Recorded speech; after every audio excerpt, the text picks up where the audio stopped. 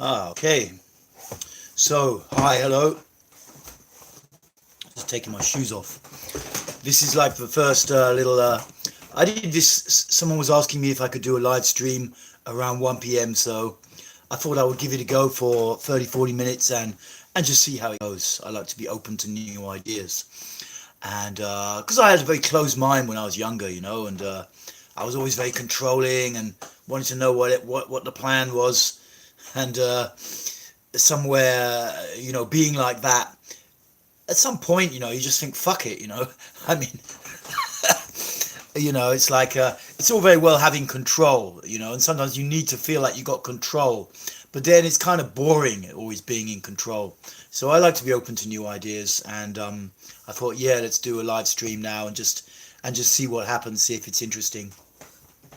I noticed that anyway, people tune into them later and listen to what's discussed, and I can understand that. I tune into a few different guys around the place and their live streams, and it's kind of sometimes it's not even what they got to say. It's just kind of having them talking there in the background or something. It's kind of comforting. And you kind of learn something a little bit here and there, or something resonates or is useful for you. So I like this stuff. I encourage people to do live streams. I was trying to get a friend of mine who's a carpenter, to do a live stream, and when he's driving his van to work, I said, people be interested, man. Anyway, today I've been like, I live in a spiritual community, Osho Lila, kind of in the countryside in Dorset, and I took on this job of cleaning the ivy out of the house, and it's quite full on, because the ivy really grows like everywhere, and you have to pull it out, and you have to kind of chip it out a little bit. Hey, the breakdown. Yeah, man, we're giving it a try. And anyway, this ivy, but a lot of shit comes off the wall and plants, so I got goggles on today when I'm doing it.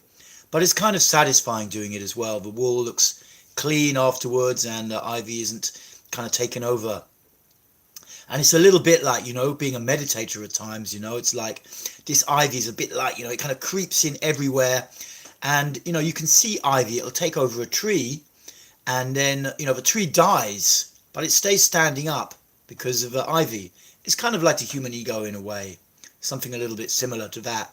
There's not really anyone inside, but there is this mental behavior and thinking, and this attachment to thinking, and this sense of personal identity. So it's a little bit metaphorical, and somewhere chopping out the ivy, and we have like little committee meetings, and then it was decided, yeah, ivy's got to go. And I said, well, I did it a decade ago, I don't mind doing it again. So I've been doing the ivy. I'm also looking forward at the minute to spiritual boot camp next week. Not this weekend, the weekend after. It's a 3-day bioenergetics intensive for people to really have 3 days to really get into it. I do a lot of quite short sessions in the community here, and it's good. It keeps your energy moving and it keeps you fresh. But there's nothing like doing bioenergetics in the morning, and then later on in the morning you've got to do more, and then in the afternoon you've got to do more, because you get a compound effect. You go deeper. As soon as you stop any practice, your mind comes back in to reassert itself, and it's a little bit like you're kind of opening up, closing up, opening up, closing up, and it's okay. But when you have 2 or 3 days to really get into something, it's much deeper and better. You can really get in there and clear some stuff out. For a lot of my life, I think I was taking 5 steps forward and 4 steps back. Moving a lot, but not really getting enough depth. And these 3-day or 4-day processes, 5-day processes, I really started to get into them after a while. I did a lot of work with a process called awareness intensive, which is a different thing, but I could really value the benefit of doing it, because afterwards your mind will come back. It'll come back and it'll try and enforce itself. But if you've cleared some of the charge out of the body, the tendency to get hardwired back in the same unprofitable, ungood direction is less, And this is a big deal, getting the charge out of the system and then having your mind more open so that maybe something exciting and new can come along.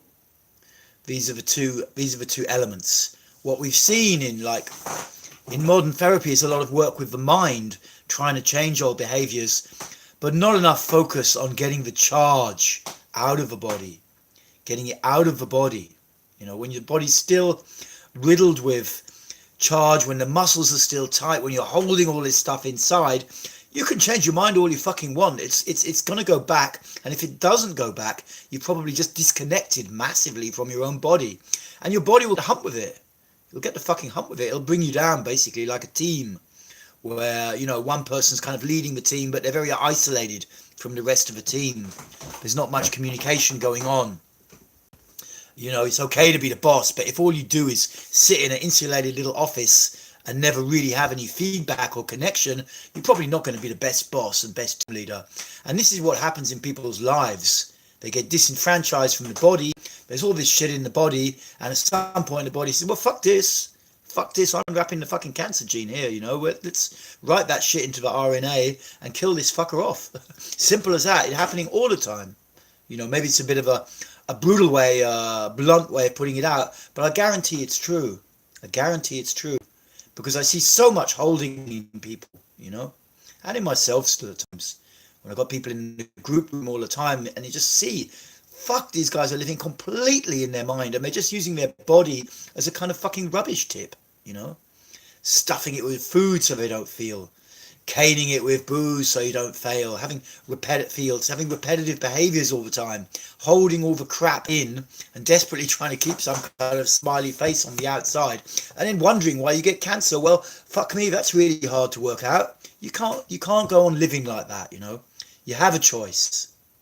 I used to blame society or the government or the West, bankers, whatever, but it's bullshit basically.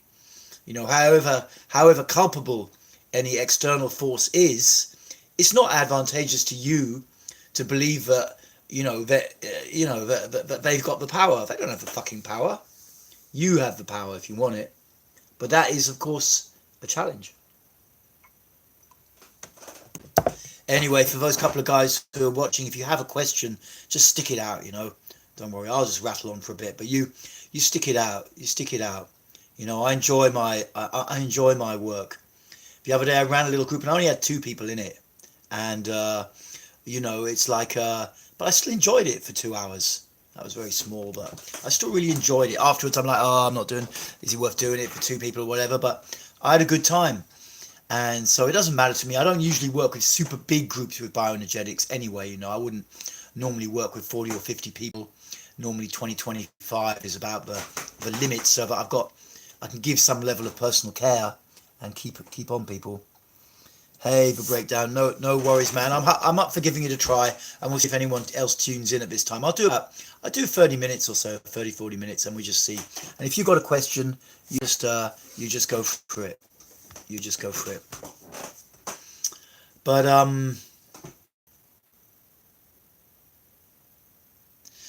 I'm losing weight very quickly, pal, when I do spiritual practices. Energy goes up, no, the need to eat disappears. Okay, this worries me. Any advice? Well, the first question I'd ask, you know, and feel free to answer it or not as you feel, is, are you overweight? You know, basically. Because if you're overweight, maybe, you know, you do some practice and that urge to stuff goes away. Nope, you're not overweight. Okay. Well, do you have a history of eating disorder at all or anything like that? It's good to see. I mean, it's difficult. And how long has this been going on? How long has it been going on? Is it like a month or 2, or is it happening longer?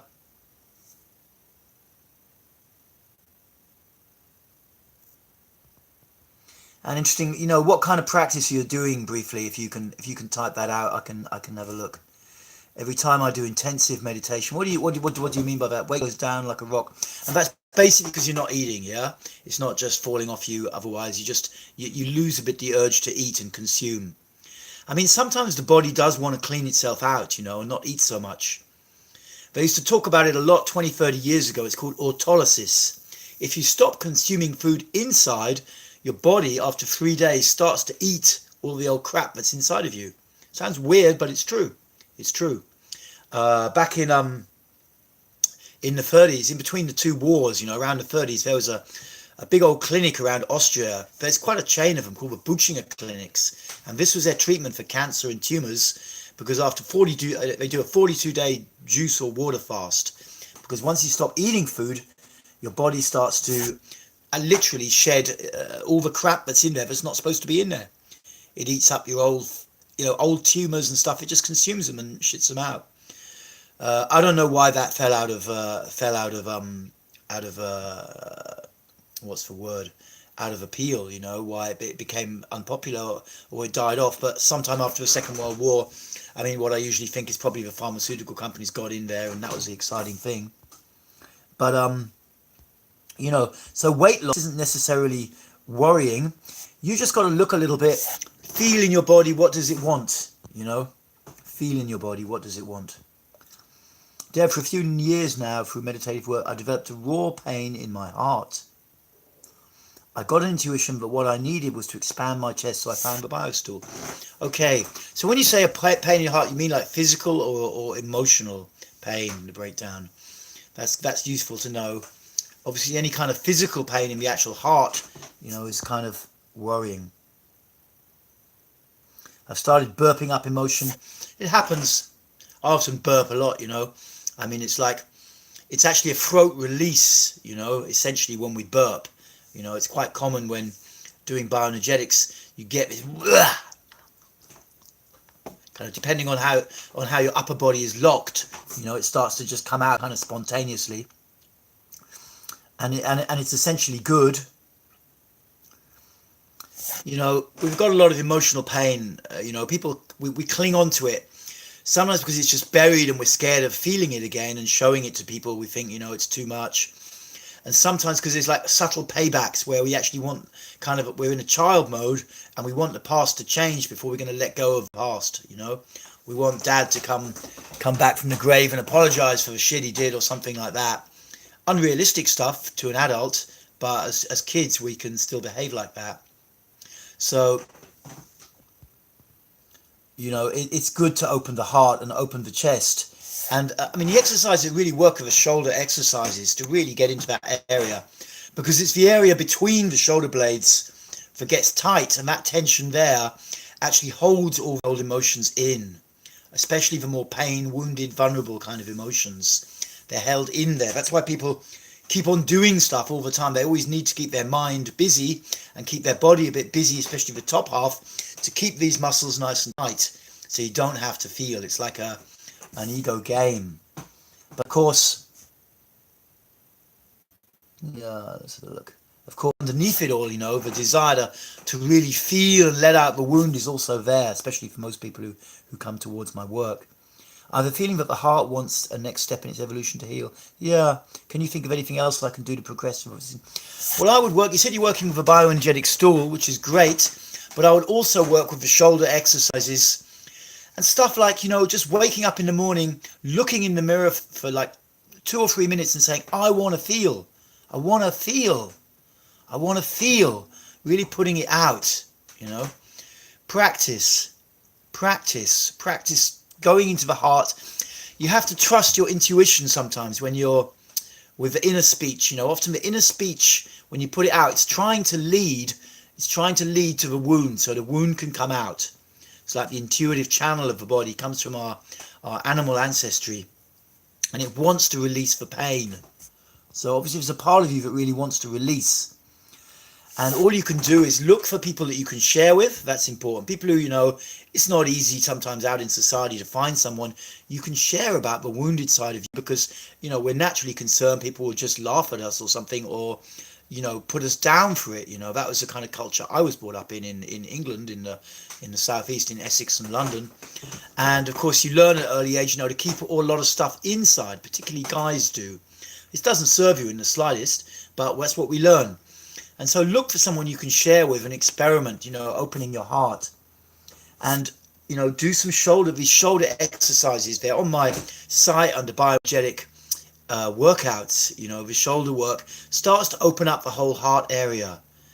Also I'm going to put it up there. I've been meaning to do it. I started it the other day and I wasn't happy with recording, but there's an exercise called the triple opener I'm going to put on there soon, which is kind of like the belly activation. It's also got this shoulder dropping. Is very, very useful.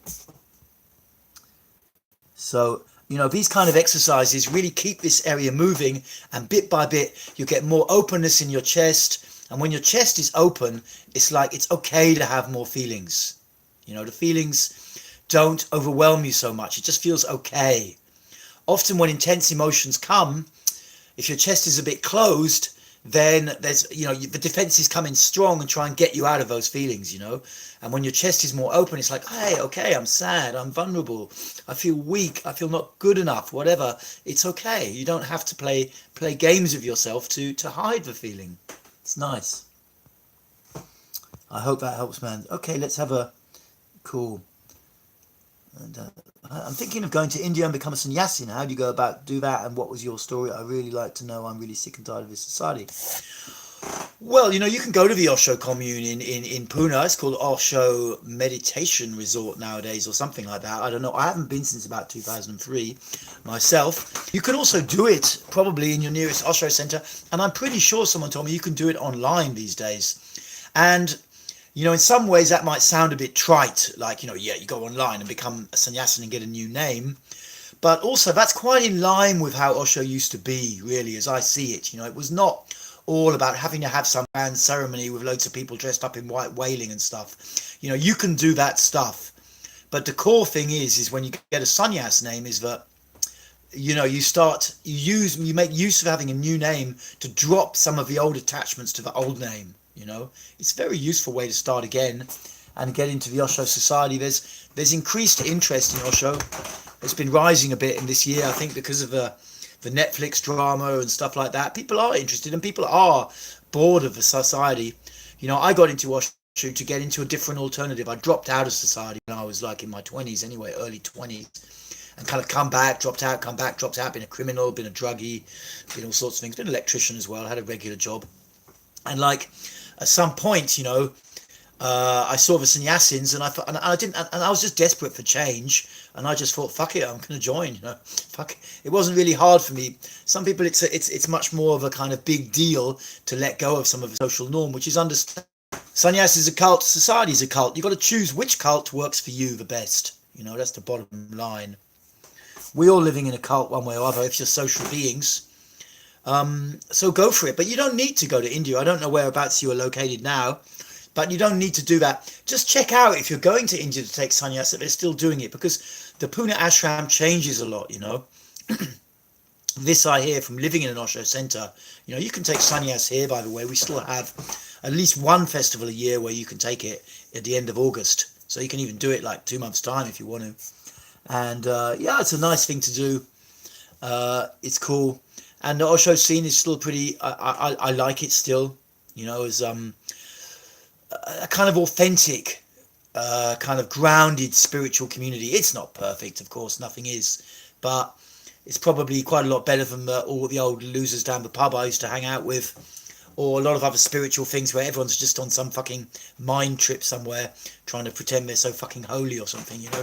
I mean, and these kind of, you know, moronic diversions. I live in Sweden and I'm really desperate.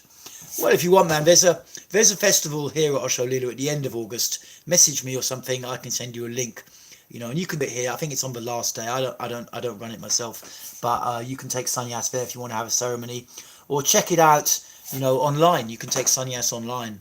You know, I'm pretty sure you used to be able to, and you get a name, you know, and you can. The first time I did it was back in about 2001, and I chose my own name, and afterwards I thought, that's fucking bullshit, you know, I'm choosing my own name. And then about 10 years after that, someone suggested that I take a new name, and I just thought, fuck it, yeah, I'm going to do it, you know. And so I took a new name, Devaraj. I became Devaraj at that point. And I like Devaraj anyway. My next question is how to explain the reason for the leg shaking in the arch position. What is going on in the body that causes that?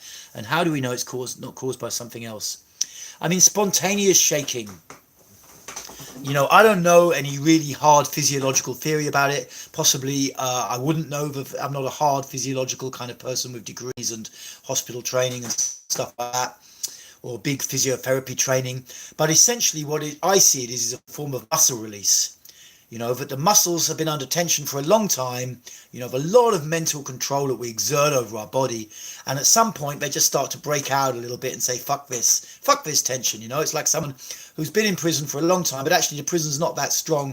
At some point they think, fuck this, I'm just going to have a fucking party, fuck it, you know, and the muscles just start to spontaneously move. It's quite common in the bow or the arch position.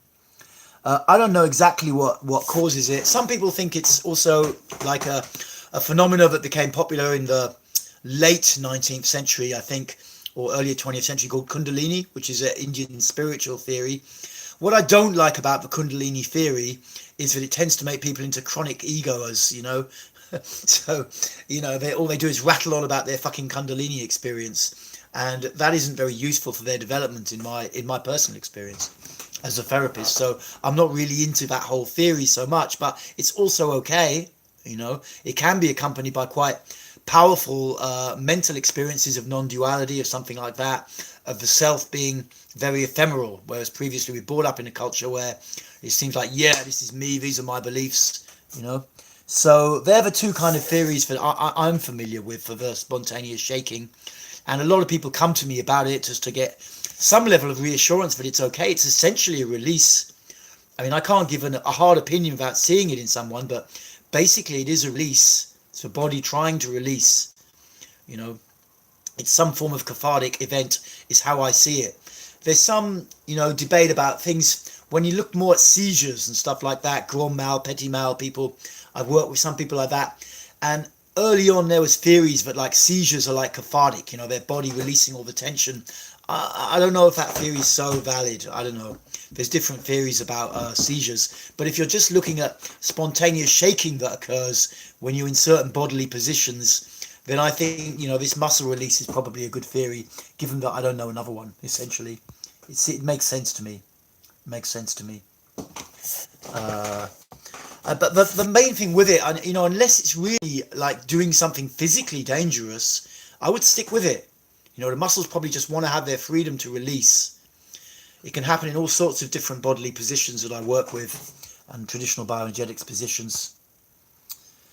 I'm looking for, like you did in your 20s, to drop out of society for a bit, work on food, etc., focus on meditation, self-improvement.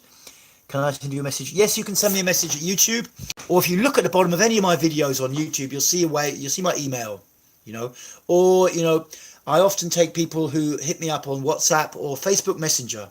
Look for Devaraj Sandberg. There's not many of those around.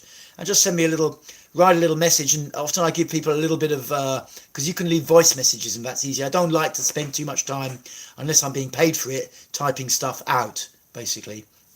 So, but I'm happy to leave little voice messages for people of what's going on, or send a few links and stuff. Ideally something short. Sometimes I get like page-long questions. Invariably, I've never known someone who wrote a page-long question who really needs to. It's just that their mind is very complicated. We can usually, when we need to, break stuff down pretty easy. You know, not to underwrite, but to break it down. But feel free to ask any stuff, and I can send you some links if you really want to take sannyas. But check it out online as well. They used to call it Neo Sannyas, but just look up Osho Sannyas, taking Osho Sannyas online on Google. I'm sure they'll tell you. I'd be interested to know myself what the position is, because people ask me. So meanwhile, any other questions or stuff you just want to put out, you go for it. I'm going to do about another 10 minutes, I think, because I've got to do another one this evening at 6 o'clock. But I'm happy to do, you know, try and experiment with different times. It's okay. I've been doing, in the mornings, I do 1 hour sessions at 7 o'clock with community members, and we're doing some intense shit with the shoulders, a lot up and down and stuff. And it's interesting to work with, you know, they're kind of new exercises. They're not really in traditional bioenergetics, but I've just been working with this stuff, and I'm very grateful that there's like you can have a forum in which to experiment a bit, you know. It's really kind of it's really a gift somewhere, because something like bioenergetics, I think it's about 20 or 30% complete, in my opinion. You know, there's a lot more that we can discover about body movement and about body release, about breaking what the term's kind of gone out of favor, but the body armor is kind of a, you know, that's an accurate term in many ways. You look at people, they're fucking armored, man, what the fuck, you know? And we kind of live in a society a little bit where, you know, there's a lot of good stuff in the society we live in, if you ask me, a lot of fucking good stuff. But, you know, these people at the top of companies who are just totally rigid and armoured and driving around in their air-conditioned Merc 500, I wouldn't swap with one of those motherfuckers, you know, no fucking way, you know. Who wants to live like that, you know? And yet I see young people looking at that as like, you know, being the CEO and being the boss is not all it's cracked up to be. And usually the armouring is very intense. Very, very intense. Bow's in the house. Yeah, man, no worries. You send me an email or hit me up on Messenger or whatever, and I get back to you. I usually check my emails once or twice a day, so there's no problem, man. Have a good afternoon in Sweden. What do you think there aren't a lot of clinicians who consider themselves Reichian psychologists? Well, I guess the whole Reichian thing has died away a bit now, you know. I mean, there was this thing, Reichian characterology, that I learned once in a class, and about, I guess, 15 years ago, and it's died away, you know, the 5 character stereotype, sometimes it's 7 and stuff like that. You know, we're still, you know, we're on the edge, well, we're not quite on the edge, but we really lack body-based therapy, you know. I think if we stay with the for-profit model, it'll actually get there. Because the health system is so fucking clagged up in the UK, you know. I mean, you don't want to go near it unless you have to, you know. You don't want to go near it, you know. You never has there been a time when it's been better to keep yourself healthy. And, you know, we need a lot more body, mind stuff. The problem is that, like, if you imagine professional careers, like you want to go and become an architect or you want to go and become a lawyer, okay, you have to have a good mind and you have to go and study. Now, if you want to become a good person working with people to heal them, you don't need a ton of fucking brain, you know. You need a bit, but you need more heart-centered stuff, more gut-centered stuff. And this is a big problem. So we live in this world where, you know, most of the doctors are mentally very qualified and the therapists are mentally very qualified, but they can't really work with people. You know, people come to my workshops or workshops I run with friends and they say, fucking hell, you guys are different. You know, I've been to workshops where the therapist is very kind of held in his own thing and they don't interact like you do, you know, because we interact, we come also in a friendship level, you know. It's like, it's not just about being the fucking boss of the group and holding everybody, you know. And it's very difficult to integrate this into the way that professional society is constructed, with a lot of exams and learning, and Freud said this in 1894 or whatever, to actually being a useful therapist who can really work socially. It's a fucking huge gap in our society, and if we started to fill it, I mean, the NHS queues would go through the fucking floor. They'd go through the fucking floor. I mean, you just get people to have cold showers, they'd go through the floor anyway. The whole thing's mad, if you ask me. But, you know, the reality is, it's going to take a while for that to come in. Stuff like mindfulness has come in, you know. So there aren't really many people who are there aren't any real clinical qualifications. People ask me, say, what's your qualification? And I say, well, I've got a diploma in anger management and, you know, I did 5-year Humaniversity therapy training, but that's not super recognised in the UK. You know, I don't have a degree in clinical psychology. I have plenty of people who've got degrees or PhDs in clinical psychology come to my workshops, and I see how much is held in their bodies. You know, not to put them down. You can do clinical psychology till you're blue in the face. It doesn't mean you haven't got 4 kilotons of shit repressed in you. It's not even addressing it. You know, it's farcical, basically. It's utterly farcical from a position of awareness, but that is also just where society is at right now, you know. And slowly, hopefully we take steps when the NHS queues are double what they are now. If you live in the UK, at some point someone in government has to say, is this shit really working, and is there something better we can do? And the answer to that is yes, there is something better we can do, definitely. You know, I think it's Jeremy Hunt's the health secretary. Actually, a friend of mine actually knows him, was at school with him or something, and she says he's a pretty cool guy, really, underneath it all. He's a pretty cool guy and open, you know, and maybe he's the man to bring, you know, some mind body stuff back in, or at least bring it in. I'm always trying to reconcile my desire to analyse, my desire to live for intuition. Can you speak your experience has been trying to unite these two different ways of thinking? Well, you know, analysis is useful if it leads you to some useful self-realizations, you know, definitely. And to subject your intuitions to analysis is useful, as long as you don't use the analysis to close yourself, you know.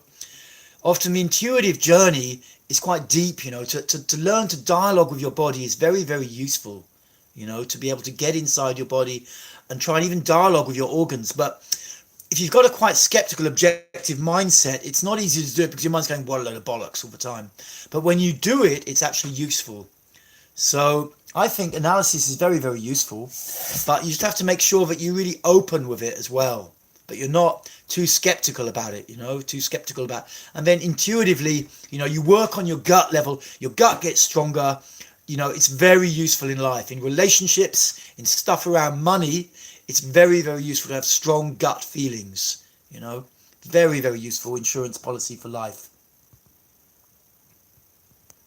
A lot of guys who live through harsh times, you know, in the States, in Europe, in Africa, wherever, you know, they had strong gut-centered emotions, and those are very, very useful. Of course, if you're constrained totally by them, it's not great. But I think there's nothing wrong with analysis as long as you don't overanalyze stuff and you never take a deep breath and you don't move, you know. If you're just analyzing so much that it's all brain activity, that's to come a point where you think, you know, fuck it, I want to live, you know, and really have a physical, visceral sensation of life, you know, is very, very important. But analysis otherwise is useful as long as you don't let it get out of control. I hope that's useful. I'm going to do about another minute or two. If anyone's sitting there in the background and shall I Shanta, you got about 1 minute to put your question out, or otherwise, as they used to say, forever hold your peace. While I have a little sip of green tea. I'll be back actually this evening in about, I guess in about 5.5 hours time, with my regular 6 p.m. slot. But it's nice to do something a little bit different. And yeah, so if anyone's got a question, go for it. Otherwise, feel free to like the thread or whatever. I don't know, when I watch these other guys on YouTube, they're much more professional at getting people to subscribe and like that. But I figure, you know, you don't have to chase after people. I learned that actually when I was a criminal. I won't say what I was involved in, but I learned that if you've got something people want, you'd have to nail the fucking door closed, basically. And I've always carried that through life. It's a great learning process, living outside of society. You know, it can be an immense learning process, living outside of a social norm. And then when you come back, you've got all sorts of insights, you know. Having a few years as a crim, it taught me a lot, you know, it taught me a lot. When you can't go to the cops because of some drama between you, you have to learn how to resolve things. You have to have respect. It teaches you all sorts of stuff. If so, how did you do that?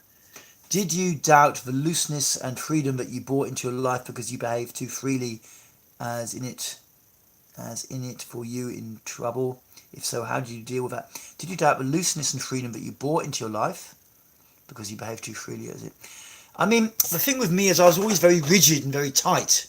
You know, if you think about Reich, he had one of the classic Reichian stereotypes, characteristics was rigidity, and I was rigid as fuck.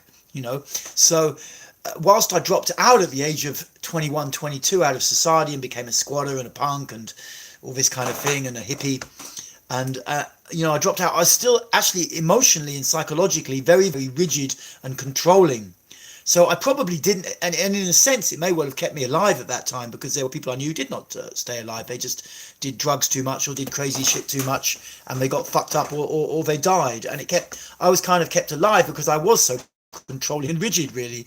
And so I didn't really get so much freedom until I started to do a few years of decent, solid body-based therapy, actually with a Human University in Holland I was at. And then I started to experience a bit more freedom, but I could really just breathe, that I could approach women and go up to them, that I could get sex and have fun, that I could maybe make some money at times and, I don't know, have a good life and explore, you know. So I didn't really get into super trouble. Of course, you do get into trouble, you get feedback, you know, start going out with loads of different women and stuff. Of course, there's drama, you know, but, you know, it's better to regret something you have done than something you haven't, as an expression I heard from America. And it's very, very true, you know, and it's very true in meditative terms as well, you know. It's very hard to let go of something that you haven't done. It's much easier to let go of something you have done, you know. So if you're sitting there trying to meditate and you're a young guy and you're thinking, actually, I'd like to shag about 15 other women, it's much easier to meditate if you have done that, you know, if you been out there and lived and taken risks. And even when you get a no or something, you know, it's like, at least you took the risk to put it out. You know, this life is here so we can open up and take risks. And, you know, the society we live in facilitates that largely, you know. So make sure you're making the most of it. Make sure you're making the most of it. I'm going to leave now. I'll be back in about 5.5 hours on YouTube. And otherwise, good luck to everybody. I love you all. And you got to keep doing it. Yes.